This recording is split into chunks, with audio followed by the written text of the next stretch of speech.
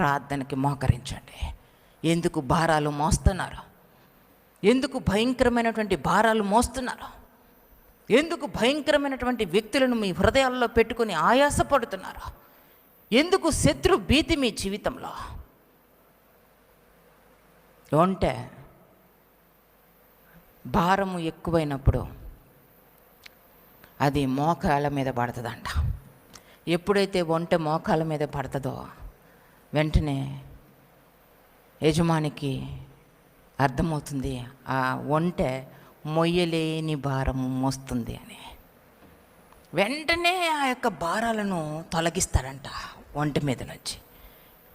ఒక జంతువుగా ఉన్న ఒంటె భారం ఎక్కువైపోతే మోకాళ్ళ మీద పడితే మన జీవితాల్లో ఉన్న సమస్యలను బట్టి, మన జీవితంలో ఉన్న పోరాటాలని బట్టి మనము దేవుని పాదాల దగ్గర మోకరించాలా?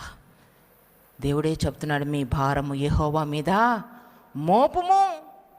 ఆయన సమస్త భారమును మోసే దేవుడు. ఆయన మోస్తానని మనకి వాగ్దానము చేస్తున్నాడు. ఈరోజు కష్టాల్లో, నష్టాల్లో, ఇబ్బందుల్లో, బాధల్లో ఎంతో ఆరాటపడిపోతున్నారు. ఎంతగానో వేదన, బాధ, నష్టము, కష్టము, ఒక సమస్యను కనీసం ఫేస్ చేయలేని పరిస్థితుల్లో ఉన్నారు. ఒక శత్రువును కూడా ఎదుర్కోలేనటువంటి బలహీనులుగా ఉన్నారు. ఒక బలహీనతతో కూడిన వ్యక్తిని కూడా మార్చలేనటువంటి స్థితిలో ఉన్నారు. ఆ భక్తిహీనులు మాట్లాడే మాటలను ఎదుర్కోలేనటువంటి అంత నులివెచ్చని స్థితి, దిగజారిపోయినటువంటి ఆత్మీయ స్థితి. ప్రతి దానికి ఆయాసపడుతూ, బాధపడుతూ ఎందుకు కృంగిపోతున్నారు? ప్రార్థనా శక్తి మీలో ఉంటే దేనికి మీరు భయపడవలసిన అవసరంలా. దేవునికి ప్రార్థించే హృదయం మీలో ఉంటే చాలు. చాలామంది ప్రార్థన చాలా నిర్లక్ష్యం చేస్తున్నారు. నీకు ఏది అవసరమైనా నువ్వు ప్రార్థన చేసే వ్యక్తిగా మారాలా. ప్రార్థన చేసేవారే పరలోకానికి వెళ్తారు. ప్రార్థన చేస్తూ ఉంటే దేవునితో సహవాసం చేయడం, మొదటిగా దేవుని శక్తిని మీరు పొందుకుంటారు. అలాగనే దేవుని స్వభావము కూడా మీలోనికి వస్తుంది. దేవుని స్వభావం మీలోనికి వస్తుంది. కనుక నిర్లక్ష్యము చేయొద్దు, ఎక్కడ నిర్లక్ష్యం చేయొద్దు. ప్రార్థించండి. యోబు ప్రార్థనాపరుడు, నిత్యము ప్రార్థన చేస్తున్నాడు. ఏమన్నా పేదవాడై ప్రార్థన చేస్తున్నాడా యోబు? ధనవంతుడై అన్నీ సమృద్ధిగా ఉన్నాయి, గర్భఫలము లేదని ప్రార్థన చేస్తున్నాడా? కొంతమంది ఇటువంటి ప్రార్థనలు చేస్తారు. ఏదన్నా లేకపోతే ఎడతెగక ప్రార్థన చేస్తారు. అన్నీ కలిగి ఉంటే మోకరించడానికి కూడా మీ శరీరాలు ఒప్పుకో. అంతా బాగుంటే చాలు. ఎవరైనా ఒక్కళ్ళు ప్రేమగా మాట్లాడితే చాలు, ఇంకా ఆ రోజు ప్రార్థన లేదు. ఇక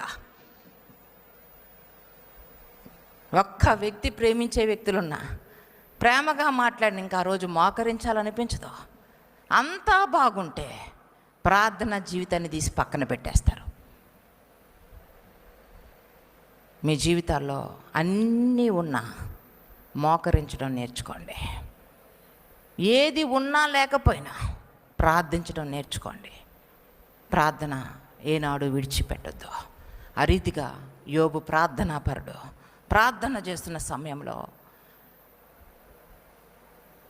సైతాను వెళ్ళి దేవునితో మాట్లాడుతాను, నువ్వు అన్నీ ఇచ్చావు, యోబుకు కలిగిన సమస్తము చుట్టూ అంట కంచె వేశావు అంటున్నాడు. దుష్టుడే బయట పెడుతున్నాడు ఆ విషయం.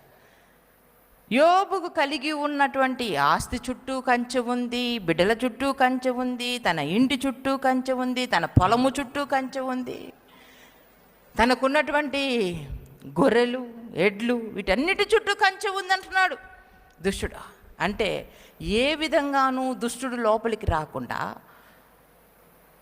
సమస్తము, తన కలిగి ఉన్న సమస్తము చుట్టూ కంచె వేయబడింది.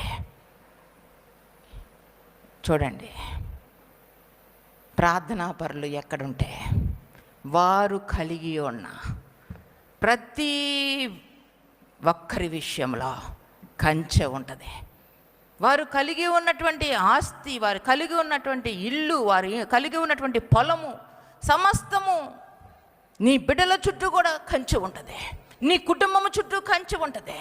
నువ్వు ఒక్కదానివే మోకరిస్తే, నువ్వు ఒక్కడివే మోకరిస్తే నీ ఇంటి చుట్టూ కంచె ఉంటుంది. దుష్టునికి ఏ మాత్రము అధికారం లేదు, చేతబడి శక్తులకు అక్కడ అధికారము లేదు, మాంత్రిక శక్తులకు అక్కడ అధికారం లేదు. కారణం ఏమిటి? ప్రభువు పేరట యేసు నామములో మోకరించే వ్యక్తి ఒక ఇంట ఉంటే ఆ వ్యక్తిని బట్టి ప్రతి దగ్గర కంచె. సైతాను పోయి చెప్తున్నాడు దేవునికి, కంచేసేసావుగా. ప్రార్థనా పని దగ్గర కంచె ఉంటుందని మీరు ఊరకనే ప్రార్థన చేయొద్దు, అనుకోవద్దు నా దేవుడు కంచె వేశాడు, నా దేవుడు కంచె వేశాడు. లేదు, నువ్వు ప్రార్థించాలా. మనస్ఫూర్తిగా చెప్దాం, తండ్రి ఎవరేమనుకున్నా పర్లేదు, నేను మాత్రం నేను ఆరాధిస్తా. నాకేమైపోయినా, నేనేమైపోయినా పర్లేదయ్యా, నిన్ను మాత్రం కీర్తిస్తాను. నిరాశలో ఉన్నప్పుడు, నిస్పృహలో ఉన్నప్పుడు, ఆనందంగా ఉన్నప్పుడు, కృంగిపోయినప్పుడు, ఎలా ఉన్నా నిన్ను విడిచిపెట్టనయ్యా అంటూ ఎవరు మౌనంగా ఉండొద్దు. పాడే ప్రయత్నం చేయండి మనస్ఫూర్తిగా. ఎవరేమనుకుంటున్నా, నిన్నారాధిస్తున్నా, నేనేమైపోతున్నా, నిన్ను కీర్తిస్తూ ఉన్నా.